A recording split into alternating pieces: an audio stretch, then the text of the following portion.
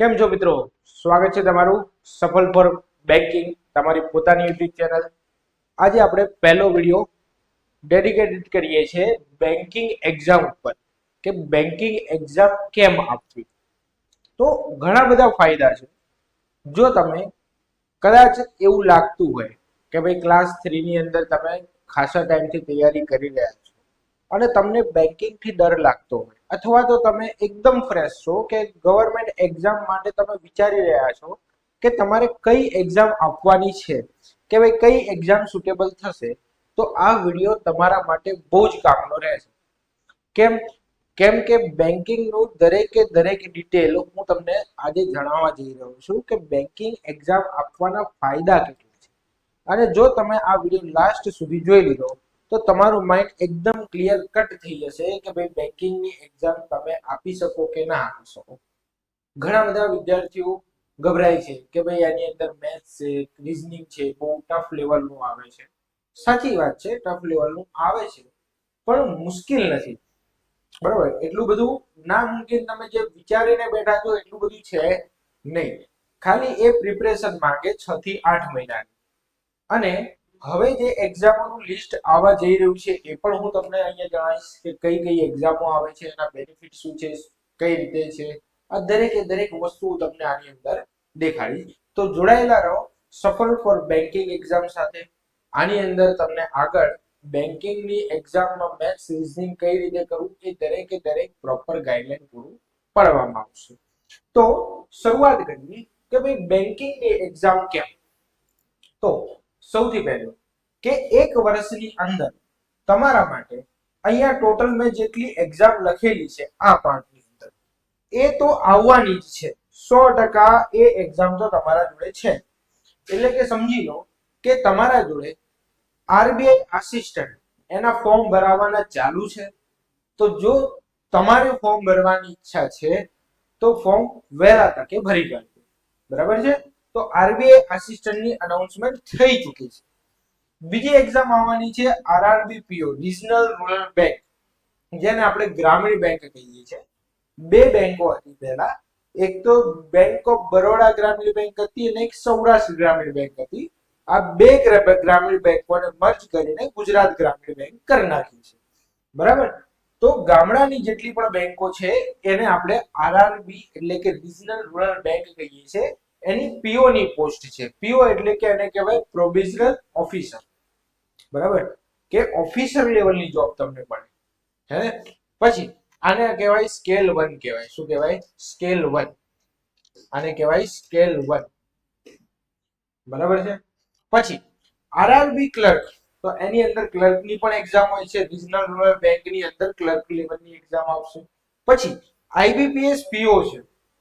IBPS પીઓ એટલે કે 13 બેંક, ગવર્મેન્ટની જે 13 બેંકો છે એ ભેગા મળીને આઈબીપીએસ એની એક્ઝામ કન્ડક્ટ કરે છે અને એ 13 બેંકમાં તમને જોબ મળી શકે. બરાબર છે. તો ગવર્મેન્ટ બેંક છે એમાં ઓફિસર લેવલની જોબ એ કઈ થઈ શકે. એના પછી આઈબીપીએસ ક્લર્ક, ક્લર્કની બહુ મોટી ભરતીઓ આની અંદર આવે છે. એટલે આ વસ્તુનું તમારે ધ્યાન રાખવાનું. બરાબર છે. પછી એસબીઆઈ પોતાની અલગથી એક્ઝામ લે છે. એસબીઆઈ ની પણ પીઓ લેવલની એક્ઝામ કહેવાય ને એસબીઆઈ ક્લર્ક લેવલની એક્ઝામ કહેવાય. હવે આની અંદર સૌથી હાર્ડ એક્ઝામ આવે એસબીઆઈ પીઓ, એવું કહેવી શકાય. આ 7. બરાબર છે. સૌથી હાર્ડ લેવલની એક્ઝામ એસબીઆઈ પીઓ. એટલે કે તમે ફક્ત એસબીઆઈ પીઓ ની તૈયારી અહીંયા જો કરો છો તો એની અંદર આ દરેકે દરેક એક્ઝામ તમારી કવર થઈ જશે. બરાબર છે. એના પછી ઇન્સ્યોરન્સની જેટલી પણ એક્ઝામ આવે છે એની પણ એક્ઝામ પેટર્ન સેમ રહે છે આના જેમ. બરાબર. એમાં પણ આવે મેથ્સ રીઝનિંગ આવે, ઇંગ્લિશ આવે, કરંટ અફેર આવે, બેન્કિંગ અવેરનેસ આવે, આ સબ્જેક્ટ આવે. બરાબર છે. તો ઇન્સ્યોરન્સની એક્ઝામ પણ આની અંદર કવર થઈ જાય છે. તમે ફક્ત એક જ પેટર્નથી તૈયારી કરો એટલે કે આ બધી જ મતલબ કે 7 એક્ઝામ મિનિમમ 2026 માં લેવાની છે. આ વસ્તુ તમારે ધ્યાનમાં જ રાખો. પણ ઇન્સ્યોરન્સ કદાચ એડ થયું, બરાબર, એનઆઈએસીએલ છે, એનઆઈસીએલ છે, એલઆઈસી છે, બરાબર છે. આ બધી જે ઇન્સ્યોરન્સની છે તો એના પણ ક્લર્ક લેવલની, એના પણ આસિસ્ટન્ટ લેવલની એક્ઝામો આવતી હોય છે. બરાબર છે. તો આટલી બધી એક્ઝામ એક વર્ષમાં ફાઇનલ તમારે આપવાની થાય છે. તમે સમજી શકો કે ભાઈ પીએસઆઈ છે, પીએસઆઈ કોન્સ્ટેબલ ની વાત કરું તો એક વર્ષમાં એક વાર આવશે. સીસી ની વાત કરું તો એક વર્ષમાં એક વાર આવશે. લાસ્ટ 2024 માં લેવાઈ હતી, અત્યારે હવે આવી છે. બરાબર છે. તમે જીપીએસસી ની પ્રોસેસ તમે ચેક કરો. જીપીએસસી ની પ્રોસેસમાં મિનિમમ 1.5 વર્ષ જેવું લાગે છે. 1.5 વર્ષ 2 વર્ષ આવા એક પ્રોસેસ થાય. બરાબર. હું આની તમને પ્રોસેસ જણાવું. ધારો કે આ મહિને સમજી લો, એક એક્ઝામ્પલ તરીકે લઈએ કે ભાઈ એસબીઆઈ પીઓ ની આપણે એક્ઝામ નોટિફિકેશન જાહેર થઈ. બરાબર છે. એક મહિનો તમને આપે, લગભગ 20 થી 25 દિવસ જેવું હોય છે. 20 થી 25 દિવસ તમારે ફોર્મ ભરવામાં આવે. 1 ફેબ્રુઆરીએ આ જાહેર થઈ. આની જે પ્રિલિમ એક્ઝામ આવે છે ને, એ પ્રિલિમ એક્ઝામ આના 2 મહિના પછી લેવાઈ જાય.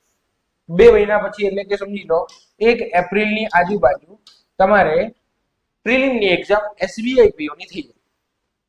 આ તમે પાસ કરી નાખો એટલે કે આની મેઇન્સ લેવલની એક્ઝામ તમારા 2 મહિના પછી સમજી લેવાનું. એટલે કે 2 મહિના પછી એટલે કે એપ્રિલ, મે અને જૂન.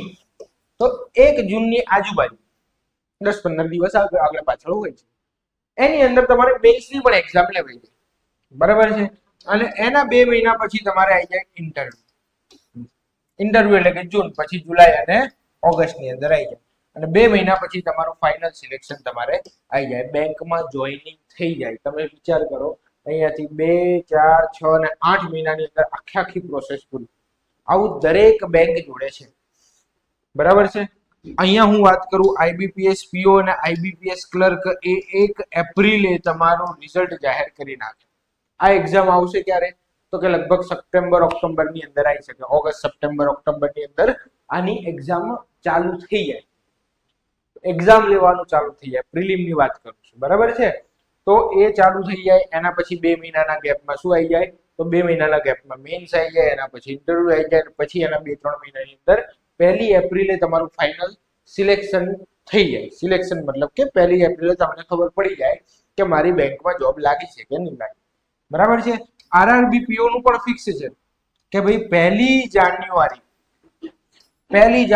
આનું રિઝલ્ટ આવી જાય. મેઇન રિઝલ્ટ એટલે તમને ખ્યાલ આવી જાય કે હું આ બેંકમાં લાગેલો છું કે નહીં લાગે. સમજી ગયા? આટલી મસ્ત પ્રોસેસ છે, આટલી સ્મૂથ પ્રોસેસ છે. અને મેં કદી સાંભળ્યું નથી કે ભાઈ આના પેપર ક્યાંક ફૂટ્યા હોય, કે ભાઈ એક્ઝામ પાછળ ગઈ હોય, કે ભાઈ 1-2 વર્ષ લેટ ગઈ હોય. આવું મેં કદી સાંભળ્યું નથી. આ 6 એક્ઝામો આરબીઆઈ આસિસ્ટન્ટ લગભગ 2 વર્ષે આવે છે, પણ આ 6 એક્ઝામો તો દર વર્ષે આવે છે. બરાબર છે. તો મેઇન પ્લસ પોઈન્ટ કે તમારે એક્ઝામ રેગ્યુલર, એક્ઝામનો માહોલ રેગ્યુલર આની અંદર આવતો જ રહે છે. એટલે કે એવું નહીં વિચારવાનું કે આવશે ત્યારે તૈયારી કરીશું. બેંકમાં જો તમારે તૈયારી કરવી હોય તો આજથી ને અત્યારથી ચાલુ કરી દેવાની. કેમ કે રૂટીનમાં ચાલુ રહે જ. બરાબર છે. ચાલો, તો નેક્સ્ટ આપણે વાત કરીએ કે ભાઈ પ્રિલિમ એક્ઝામની પેટર્ન કેવી હોય છે. પ્રિલિમ એક્ઝામ આપણે કઈ રીતે લેવામાં આવે છે, તો એ વસ્તુ આપણે ચેક કરીએ. તો પ્રિલિમ એક્ઝામ છે આ આઈબીપીએસ પીઓ નું તમને આપેલું છે. આઈબીપીએસ પીઓ કહી દો, એસબીઆઈ પીઓ કહી દો, કે કોઈ ઇન્સ્યોરન્સ ની એક્ઝામ હોય, કે આરબીઆઈ ની એક્ઝામ હોય. આ બધાની જે પ્રિલિમ છે, બરાબર, આઈબીપીએસ, એસબીઆઈ, ઇન્સ્યોરન્સ, આરબીઆઈ, આ બધાની જે એક્ઝામ પેટર્ન આ સેમ જ છે. બરાબર. થોડોક માર્કમાં આઈબીપીએસ માં થોડોક ડિફરન્સ આવે. જો અહીંયા દેખાય છે આઈબીપીએસ માં, બાકી એસબીઆઈ પીઓ માં અહીંયા 35 હોય અને અહીંયા 35 હોય. આ આઈબીપીએસ ના માર્ક્સ છે.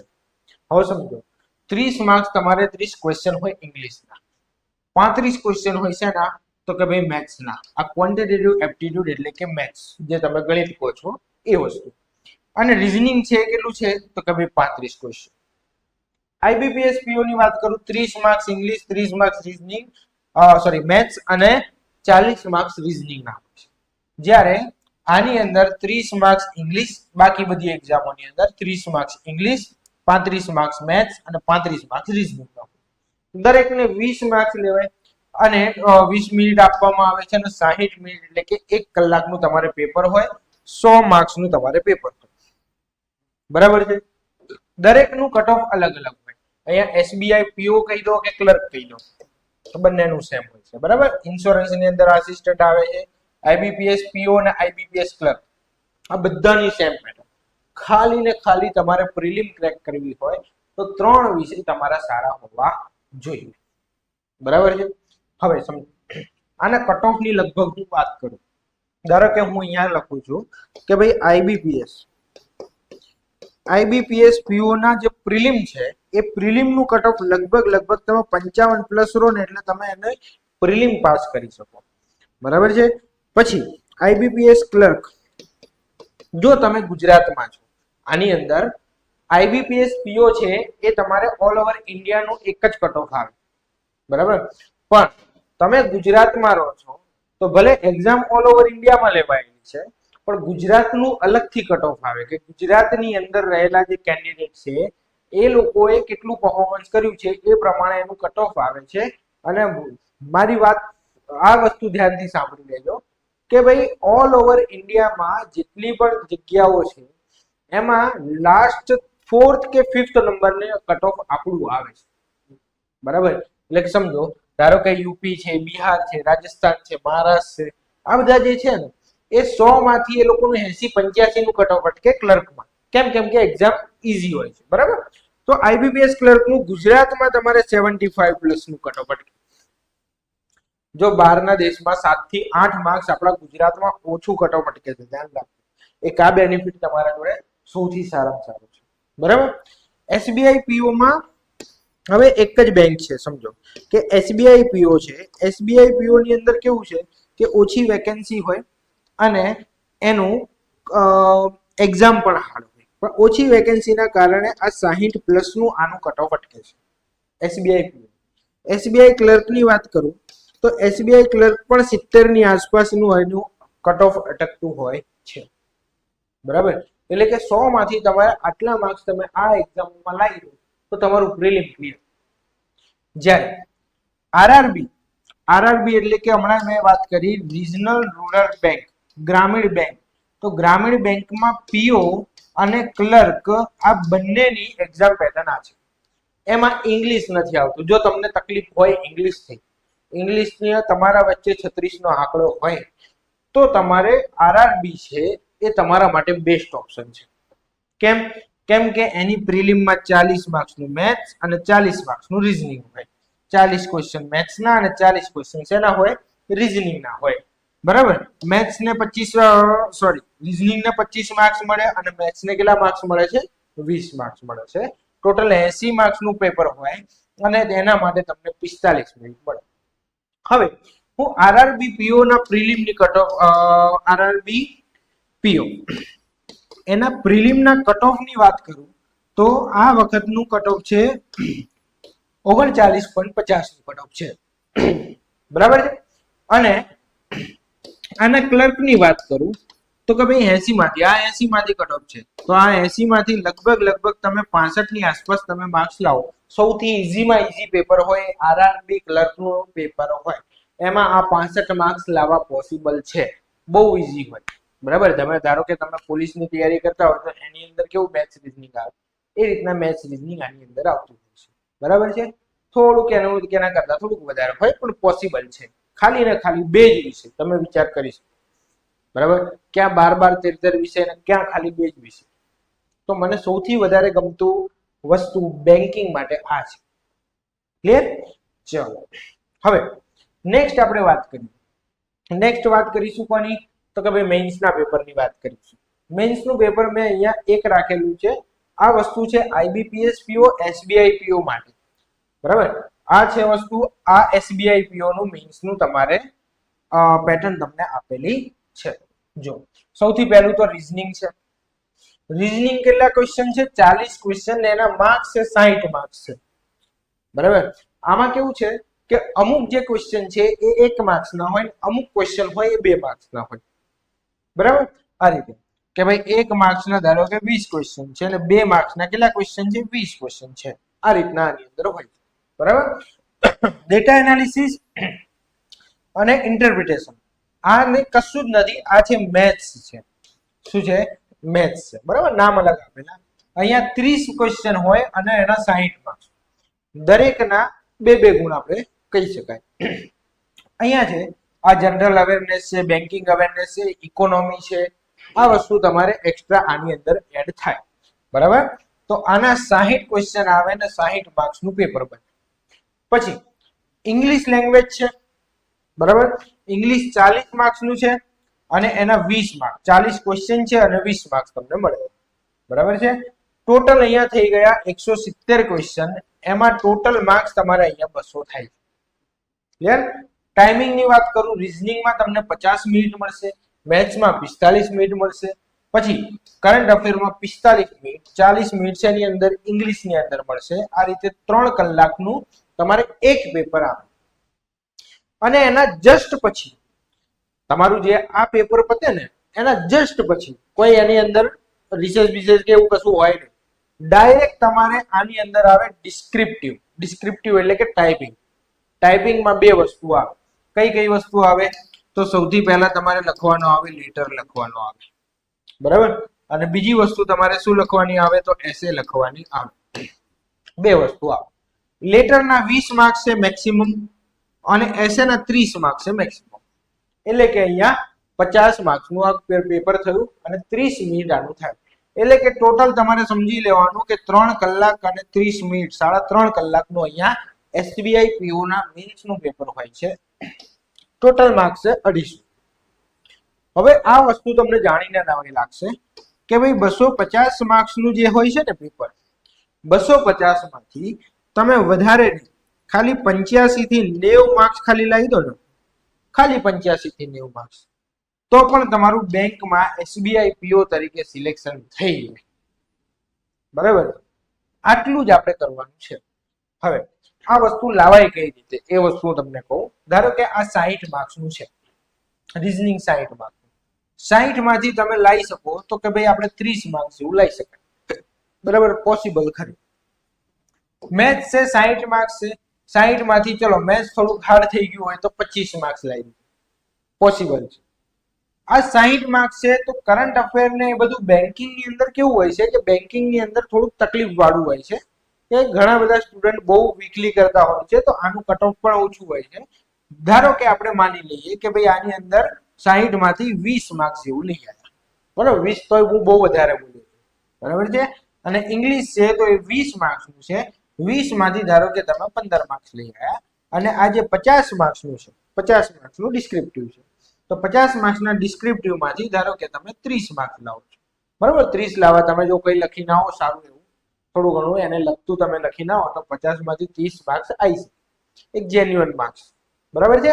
તો આનું તમે ધારો કે ટોટલ કરો તો કે ભાઈ આ 50 ને આ કેટલા થયા? 40, 90 ને આ થયા 120. આ તો બહુ વધારે પડતા થઈ ગયા. ધારો કે આમાંય તમે થોડુંક ઓછું લાવો, તમે થોડુંક ઓછું રાખો, આમાં તમે ધારો કે 10 માર્ક્સ નું આપણે માની લઈએ કે 10 માર્ક્સ નું લો, તો પણ તમે 85-90 નો આંકડો બહુ જ આરામથી પકડી શકો. બહુ જ આરામ કરવાનું, ખાલી આટલું જ છે. તમારે બધા અટેમ્પ્ટ કરવાના નથી. બરાબર છે? અને ટાઈમ તમને કેટલો મળે છે? આટલો બધો, 3.5 કલાકનો ટાઈમ મળે છે. 3.5 કલાકમાં વિચાર કરો તમે, ખાલી ને ખાલી હું કહું છું 85 થી 90 માર્ક્સ જ લાવવાના છે. જો 85 થી 90 માર્ક્સ તમે લાવી શકો, બરાબર, કે ભાઈ આપણે વિચારીએ કે ભાઈ 90 માર્ક્સ મારે લાવવા છે, 3 કલાક છે, તો 1 કલાકમાં 30 માર્ક્સ નું જ ખાલી અટેમ્પ્ટ કરવાનું થાય. બસ આ વસ્તુ પણ મને બહુ વધારે ગમી. બરાબર? બહુ ટેન્શન વાળી વસ્તુ નથી, ખાલી પ્રેક્ટિસ માંગે. ખાલી ને ખાલી શું માંગશે? પ્રેક્ટિસ માંગશે. નેક્સ્ટ હું વાત કરું કોની? IBPS PO ના મેન્સ ની હું વાત કરું છું. IBPS PO નું મેન્સ, એમાં પણ સેમ પેટર્ન. અહીંયા રીઝનિંગ કેટલું છે? 40 માર્ક્સ નું, સોરી 40 ક્વેશ્ચન છે, 60 માર્ક્સ નું છે. એના માટે તમને મળે છે કેટલા? 50 માર્ક્સ, 50 મિનિટ મળે છે. 35 ક્વેશ્ચન છે અને 40 માર્ક્સ છે. તો આ કેવી રીતે સેટિંગ કરી? તો ભાઈ આ સેટિંગ કઈ રીતે થાય? તો 35 માં અમુક 1 માર્ક્સ ના હશે ને અમુક કેટલા હશે? 2 માર્ક્સ ના હશે. આ રીતે આનું સેટિંગ કરેલું છે. બરાબર છે? પછી એના માટે તમને 40, પછી છે સોરી આ ઇંગ્લિશ નું હતું. ઇંગ્લિશમાં 35 ક્વેશ્ચન છે અને 40 માં ટોટલ 40 મિનિટ. બહુ ઈઝી હશે. બહુ ઈઝી મતલબ કે 40 મિનિટ ઇનફ થઈ ગઈ. તમે આની અંદર સારા માર્ક્સ લાવી શકો. પછી છે ડેટા એનાલિસિસ એન્ડ ઇન્ટરપ્રિટેશન એટલે કે maths. Maths 35 question 50 marks 45 minute, બરાબર. એના પછી જે અહીંયા શું છે જનરલ અવેરનેસ, ફાઇનાન્સ અવેરનેસ, આ બધી વસ્તુ શું છે કરંટ અફેર જ છે. મેક્સિમમ આની અંદર કરંટ અફેર પૂછતા હોય છે. બાકી ફાઇનાન્સ ની બધાના ક્વેશ્ચન હવે પૂછાતા ઓછા થઈ ગયા. આવે તો કેટલા માર્ક્સ આવે, ધારો કે આ 50 માર્ક્સ નું છે ને તો 50 માંથી માંડ એની અંદર માની શકાય કે 5-7 માર્ક્સ નું તમારે ફાઇનાન્સ નું ને બેન્કિંગ અવેરનેસ ને બધાનું હોય. બાકી બધી વસ્તુ શું હોય કરંટ અફેર ને લગતું જ હોય, બરાબર છે. તો અહીંયા કરંટ અફેર તમારા 50, ટોટલ 200 માર્ક્સ. અહીંયા 25 માર્ક્સ ડિસ્ક્રિપ્ટિવ છે. ડિસ્ક્રિપ્ટિવમાં 25 માર્ક્સમાં એ જ વસ્તુ 10 માર્ક્સ નું તમારે લેટર આવે, 15 માર્ક્સ નું શું આવી જશે 15 માર્ક્સ નો એસે આવી જશે. એના માટે પણ 30 મિનિટ.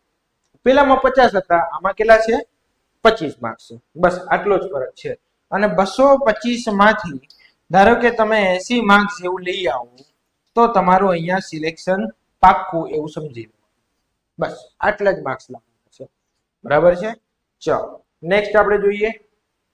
નેક્સ્ટ વસ્તુ શું છે તો અહીંયા મેન્સ આપેલું છે શેનું, તો આ મેન્સ આવી જાય બીજા બધા માટે એટલે કે તમે ક્લર્ક કોઈ પણ ક્લર્કની એક્ઝામ આપો, કોઈ પણ ક્લર્ક, અને આરઆરબી ની પીઓ, આરઆરબી ક્લર્ક અને જેટલી પણ આસિસ્ટન્ટની એક્ઝામ આવે છે એની અંદર આ પેટર્ન તમને જોવા મળશે. માર્ક્સમાં થોડો ઘણો ચેન્જ હોઈ શકે, બરાબર, પણ પેટર્ન આ છે.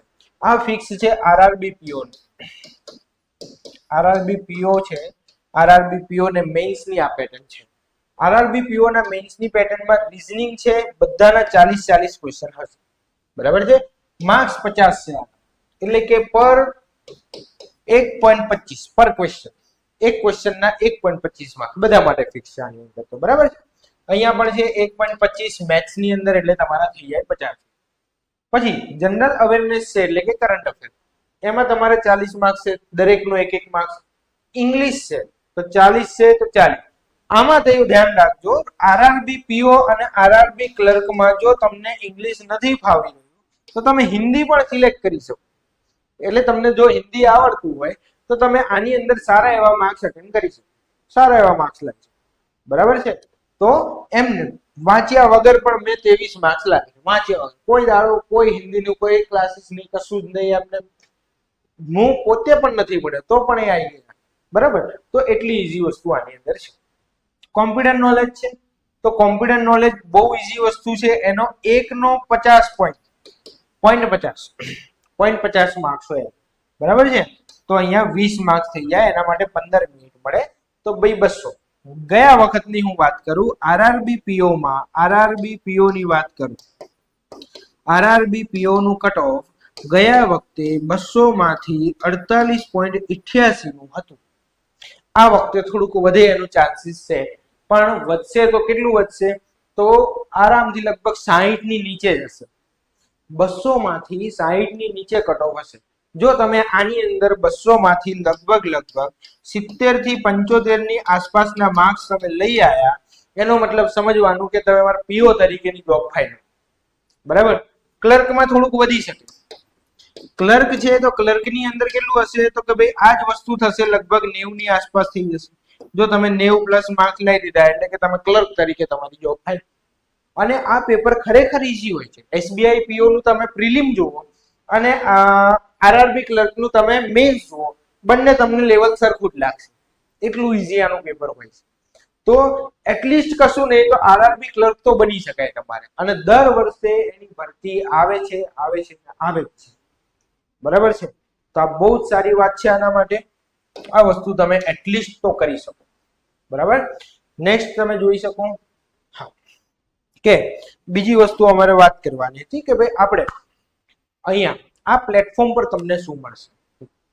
આ પ્લેટફોર્મ પર તમને રેગ્યુલર મેથ્સ અને રીઝનિંગ ના લેક્ચર મળશે, એ પણ ગુજરાતીમાં. કેમ કે ગુજરાતમાં લગભગ બહુ બધા તો નથી, તમારે જોવું હોય તો લગભગ હિન્દીમાં જોવું પડે ને બધું જોવું પડે. તો હું સ્પેશિયલી વિચાર આવ્યો કે ભાઈ આપણે પણ ગુજરાતીમાં ચાલુ કરી. કેમ કે તમારી જો આરઆરબી ક્લર્ક, પછી આઈબીપીએસ ક્લર્ક, પછી એસબીઆઈ ક્લર્ક આ ગુજરાતીમાં આવે છે. પ્લસ બીજી જે આસિસ્ટન્ટની લેવલની હોય આરબીઆઈ આસિસ્ટન્ટ પણ ગુજરાતીમાં હશે, બરાબર છે. તો એ વસ્તુ તમારા માટે ફાયદાકારક છે કે તમારે જે ક્વેશ્ચન હશે એ ક્વેશ્ચન ગુજરાતીમાં આવશે. ખાલી એમાં ઇંગ્લિશ લેંગ્વેજ હોય તો ઇંગ્લિશ લેંગ્વેજ જ પ્રોપર ઇંગ્લિશમાં હશે, બાકી બધું ગુજરાતીમાં હશે. હવે ઘણા બધા જે સાથીદારો છે, ઘણા બધા કેન્ડિડેટ છે, એ લોકોને મારી જેમ ઇંગ્લિશમાં તકલીફ પડતી હોય છે. મેં આવું વસ્તુ ફેસ કરેલી છે, બરાબર છે. તો એ વસ્તુ તમારે ફેસ ના કરવી પડે એના માટે સ્પેશિયલી આપણે આ નવી ચેનલ છે, આ નવી ચેનલ ઉપર દરેકે દરેક સબ્જેક્ટ મતલબ કે મેથ્સ અને રીઝનિંગ આ દરેક બંને સબ્જેક્ટનું પૂરેપૂરું નોલેજ તમને અહીંયા મળશે. દરેકે દરેક ચેપ્ટરના કઈ રીતે આપણે શોર્ટ ટ્રીકમાં કરવાનું છે, કે કઈ રીતે આપણે મોક ટેસ્ટ આપવાની, કઈ રીતે સિલેબસ કમ્પ્લીટ કરવાનો, કઈ રીતે તમારે શોર્ટ ટ્રીક ને બધું કઈ રીતે અપ્લાય કરવાનું, આ દરેકે દરેક વસ્તુ આની અંદર તમને મળવાની છે, બરાબર છે. તો જોડાયેલા રહો સફળ ફોર બેન્કિંગની એક્ઝામ સાથે, બરાબર છે. તો આ એક્ઝામ માટે તમારે પ્રિપેર કરવું હોય તો આના માટે ગુજરાતીની અંદર હું લઈને આવીશ મેથ્સ અને રીઝનિંગ, બરાબર છે. આજના માટે આપણે આટલું રાખીએ, મળીએ નેક્સ્ટ ટાઈમ. જય હિન્દ.